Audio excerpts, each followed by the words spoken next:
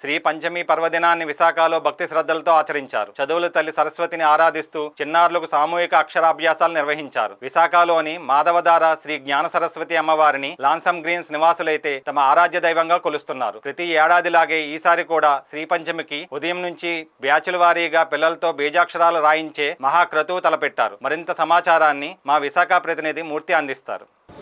విద్యలకు అధిదేవతగా సనాతన భారతీయ సాంప్రదాయంలో మనం పూజలందుకునే సరస్వతి అమ్మవారి మూల నక్షత్రం ఆమె జన్మదినంగా భావిస్తూ వేలాదిగా ఇవాళ మనకి అక్షరాభ్యాసాలు జరుగుతున్నాయి. ప్రస్తుతం మురళీనగర్లోని ల్యాన్సమ్ టవర్స్లో అపార్ట్మెంట్స్లో కొలువైన సరస్వతి అమ్మవారి ఆలయంలో గత 30 ఏళ్లుగా ఇక్కడ అక్షరాభ్యాసాలు నిర్విరామంగా నిర్వహిస్తున్న పరిస్థితి ఉంది. ఇక్కడ వేలాది మంది చిన్నారులు ఇక్కడికి వచ్చి అక్షరాభ్యాసాలు చేస్తున్న కార్యక్రమం అయితే ఉంది. ఇక్కడ ఆలయ కమిటీ కూడా మనతో ఉన్నారు. అమ్మ, మీరు చెప్పండి, విద్యలకు అధిదేవత అయిన సరస్వతి అమ్మవారిని అనుగ్రహాన్ని కోరుతూ ఇవాళ మీరు పెద్ద ఎత్తున ఈ కార్యక్రమాన్ని నిర్విఘ్నంగా నిర్వహిస్తున్నారు. మీకేమనిపిస్తుంది?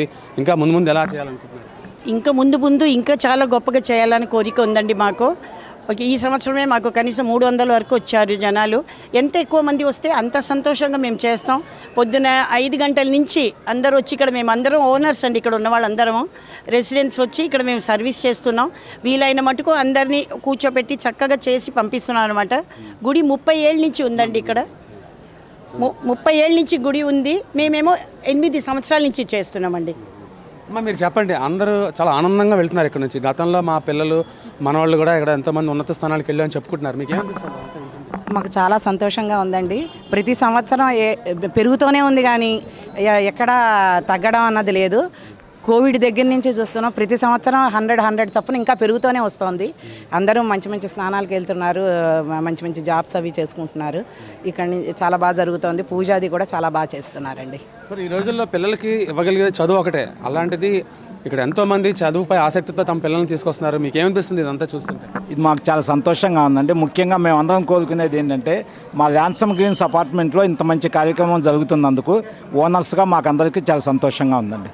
మీరు చెప్పండి, మీకు ఏమనిపిస్తుంది? మా దేవాలయం జ్ఞాన సరస్వతి దేవాలయం.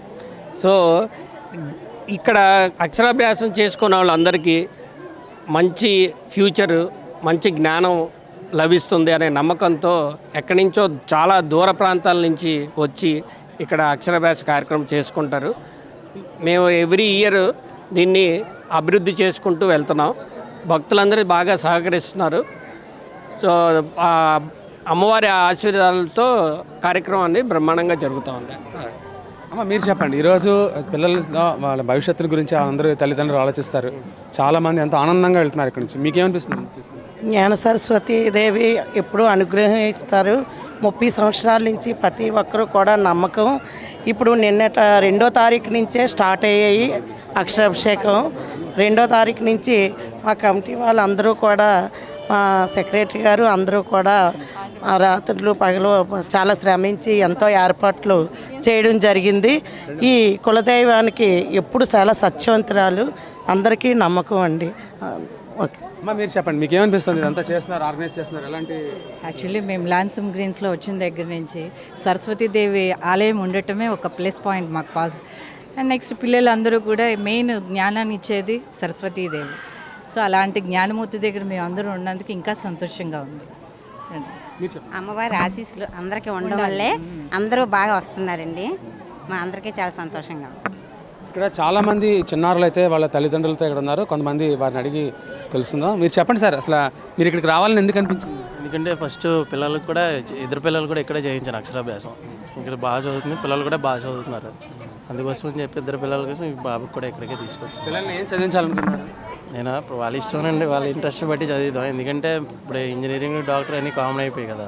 అందుకని చెప్పి వాళ్ళకి నచ్చిన కెరీర్ వాళ్ళు చూస్ చేసుకుంటే అది చదివిస్తాం సార్. మీరు చెప్పండి అమ్మ. ముఖ్యంగా చిన్నారులందరూ ఎంతో ఉత్సాహంగా ఇక్కడికి వస్తున్నారు. ఉదయం నుంచి శ్రద్ధగా సరస్వతి అమ్మవారి ఆరాధనలో తరిస్తున్న పరిస్థితి ఉంది. వీళ్ళందరికీ మంచి విద్యాబుద్ధులు అందించి దేశానికి గర్వించదగ్గ పౌరులుగా వీళ్ళందరూ తీర్చిదిద్దబడాలని కోరుకుందాం. వీడియో జర్నలిస్ట్ కృష్ణతో Murthy, BBC and TV Visakhapatnam.